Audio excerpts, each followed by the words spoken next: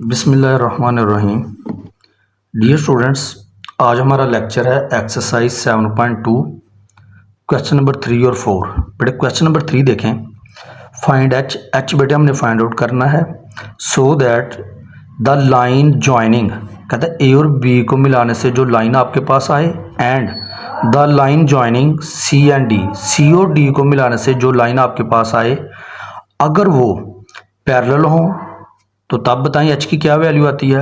अगर वो परपेंडिकुलर हो आपस में तो तब एच की वैल्यू क्या आती है।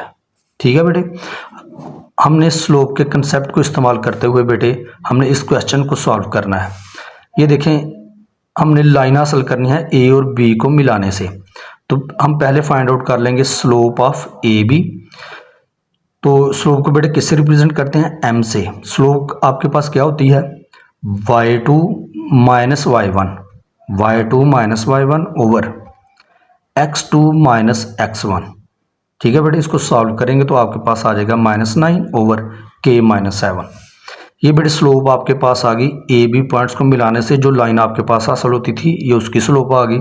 इसी तरह जो लाइन आपके पास आएगी सी डी को मिलाने से उसका बेटे हम स्लोप फाइंड आउट कर लेंगे। Slope of C D, slope को बेटे हम एम से रिप्रेजेंट करते हैं। इन दोनों में डिफरेंस क्रिएट करने के लिए इसको बेटे M1 का नाम दे देते हैं और इसको M2 का। सी और डी ये पॉइंट्स हैं बेटे आपके पास। क्या फार्मूला आपके पास?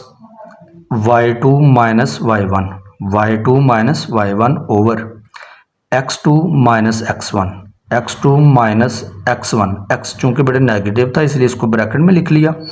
4 माइनस 5 तो आ जाएगा -1 ओवर माइनस माइनस प्लस, ये बेटे हो जाएगा +4, -6 प्लस 4, ये बेटे आंसर आएगा -2 आपके पास। माइनस माइनस से कट जाएगा तो आपके पास जो स्लोप ऑफ सी डी आ जाएगी वो आ जाएगी बेटे 1/2। अब पहला केस देखें, पहला केस आपके पास अगर ये दोनों लाइंस क्या हो? पैरेलल हो।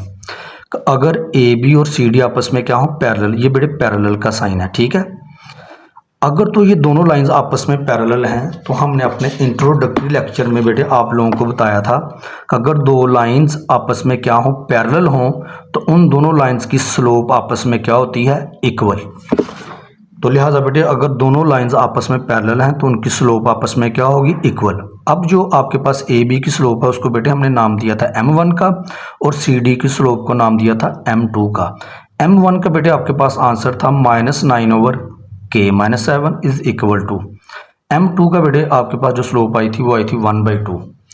तो अब हम बेटे क्या करेंगे, जब भी दो फ्रैक्शंस के दरमियान इक्वालिटी का साइन हो तो बेटे हम क्रॉस मल्टीप्लाई करते हैं।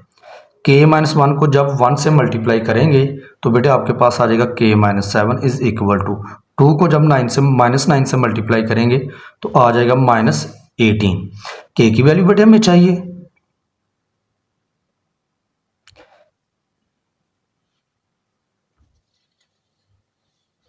तो यहाँ से ये माइनस है बेटे तो क्या हो जाएगा? प्लस।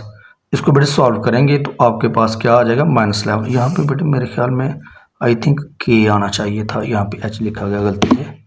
ये बेटे आपके पास k की वैल्यू आ गई। अब बेटे आपके पास जो सेकंड कंडीशन थी वो क्या थी? वो था परपेंडिकुलर का। अगर दोनों लाइंस आपस में क्या हो? परपेंडिकुलर, तो फिर बताएं आपके पास k की वैल्यू क्या है। अब बेटे देखें, अगर तो दोनों लाइंस आपस में क्या है? परपेंडिकुलर, तो आपको बताया था कि अगर दो लाइंस आपस में परपेंडिकुलर हो तो उन दोनों लाइंस की स्लोप का जो प्रोडक्ट है वो बेटे किसके इक्वल होता है? -1 के। तो ये देखें, अगर ये दोनों लाइंस आपस में क्या है? परपेंडिकुलर, तो फिर इन दोनों लाइंस की स्लोप्स का जो प्रोडक्ट है वो किसके इक्वल होगा? -1 के। M1 बेटे आपके पास था ये -9 over k minus 7 into M2 बेटे आपके पास था 1/2 इज इक्वल टू -1। -9 को जब 1 से मल्टीप्लाई करेंगे तो बेटे 9 आ जाएगा और 2 को हम मल्टीप्लाई करेंगे k-7 के साथ। करें बेटे multiply, 2k minus 2 7 are 14 is equal to -1। Equality का साइन आ गया बेटे। हम क्या करेंगे, 2k माइनस 14 को किससे मल्टीप्लाई करेंगे? -1 से। तो यहाँ क्या बच जाएगा आपके पास? -9। इसको बेटे इधर मल्टीप्लाई करें तो इनके साइन चेंज हो जाएंगे। प्लस माइनस माइनस, 2k को 1 से मल्टीप्लाई करेंगे 2k आ जाएगा, माइनस माइनस बेटे क्या होता है? प्लस, तो आ गया 14। ये हमें चाहिए थी k की वैल्यू, ये बेटे नेगेटिव था, इसको लेफ्ट हैंड साइड पे शिफ्ट करेंगे तो क्या हो जाएगा पॉजिटिव। यहाँ पे बेटे बच गया 14, ये माइनस था तो क्या हो जाएगा प्लस। दूसरी तरफ शिफ्ट करेंगे तो प्लस हो जाएगा। इन दोनों को बेटे ऐड करेंगे तो आ जाएगा आपके पास 23। हमें चाहिए के की वैल्यू, तो बेटे 2 इस तरफ आके क्या हो जाएगा डिवाइड। ये था बेटा आप लोगों के पास question number 3। Question number 4, using slope. आप लोगों ने स्लोप इस्तेमाल करते हुए शो दैट ये साबित करना है कि ट्राई एंगल विद वर्टिसेस, ये ट्राइंगल के वर्टिसेस हैं बेटे A B and C, is a right triangle. अगर तो ये राइट ट्राइंगल है तो फिर आपके पास एक एंगल मस्ट क्या होना चाहिए 90 डिग्री का। ठीक है बेटे, 90 डिग्री का क्या मतलब है कि आपके पास लाइंस क्या होनी चाहिए परपेंडिकुलर। और परपेंडिकुलर जब होंगी तो मैंने क्या कहा था कि अगर तो वो दोनों लाइंस आपस में परपेंडिकुलर होंगी तो उनकी स्लोप का प्रोडक्ट किसके इक्वल आना चाहिए -1 के।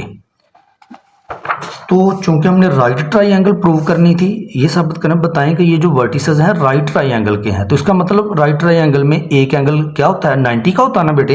ये देखिए आपके पास ये राइट ट्राइंगल है, तो ए राइट ट्राइंगल में एक एंगल क्या होता है 90 का। ठीक है बेटे, तो अब हमने ये प्रूव करना था। इसका मतलब अगर तो परपेंडिकुलर की बात हो रही है एंगल 90, परपेंडिकुलर क्या मतलब है एंगल क्या है 90, तो जब दो लाइंस आपस में परपेंडिकुलर हों तो मैंने क्या कहा था उनकी दोनों लाइंस की स्लोप का प्रोडक्ट किसके इक्वल आना चाहिए -1 के। अगर तो -1 आ जाए तो फिर हम कहेंगे कि ये जो आपके पास ए बी सी जो आपके पास पॉइंट्स हैं इनको मिलाने से जो आपके पास ट्राइंगल आएगी वो क्या आएगी राइट ट्राइंगल, जिसमें एक एंगल क्या होगा 90 का। देखें बेटे स्लोप के कंसेप्ट को इस्तेमाल करते हुए हमने इस क्वेश्चन को सॉल्व करना है। ये बेटे ए बी सी आपको पॉइंट गिवन है, हम स्लोप फाइंड आउट कर लेंगे, slope of A B, slope of B C और स्लोप ऑफ ए सी।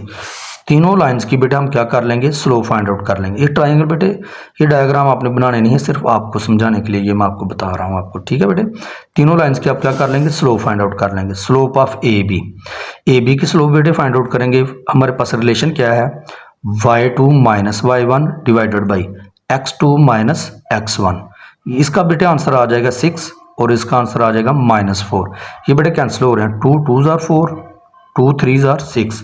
तो ये बेटे आपके पास क्या आ गया -3/2 ए बी की क्या आ गई स्लोप। इसी तरह बेटे हमने स्लोप बी सी की फाइंड आउट करनी है, तो वो क्या है y2 - y1 over x2 - x1। इन दोनों को बेटे सॉल्व करेंगे तो आ जाएगा -14, ये बन जाएगा -8। माइनस माइनस से बेटे कैंसिल हो जाएगा और ये 2 4s are 8, 2 7s are 14। तो बेटे बी सी की स्लोप आपके पास आ गई 7/4। इसी तरह बेटे हम ए सी की जो आपके पास ये जो आपके पास ए सी इन दोनों पॉइंट्स को मिलाने से जो लाइन आपके पास आती है उसकी स्लोप बेटे फाइंड आउट कर लेंगे। वो क्या है आपके पास slope of A C x2 - x1 over y2 - y1 over x2 - x किधर है बेटे ये गलत लिख दिया गया, हमने ए और सी के दरमियान फाइंड आउट करनी थी।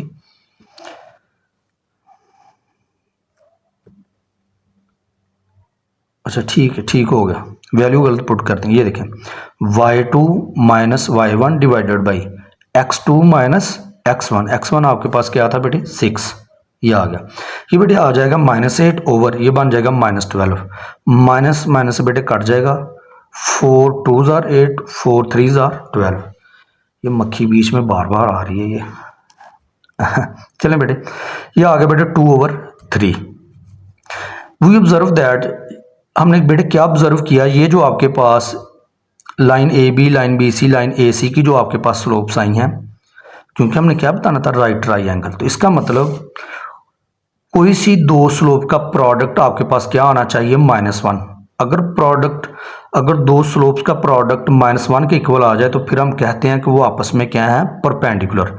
ये बेटे देखें स्लोप ऑफ ए बी थी -3/2 और स्लोप ऑफ ए सी थी बेटे आपके पास 2/3। इन दोनों स्लोप्स का हम क्या ले लेते हैं प्रोडक्ट, तो प्रोडक्ट के नतीजे में बेटे आपके पास आता है -1। इट मीन्स ए बी और ए सी आपस में क्या है perpendicular. So A B C is a right triangle with measurement angle A ये जो बेटे ए आपके पास आ रहा है कॉमन, यहाँ पर जो ये ए आ रहा है उसी के ऊपर भी बेटे एंगल बनेगा। Measurement angle is equal to 90। ये देखें आप, ये आपकी अंडरस्टैंडिंग के लिए ये डायग्राम बनाई गई। ये देखें, ये बेटे ए बी है, ये ए सी और ये क्या है बी सी।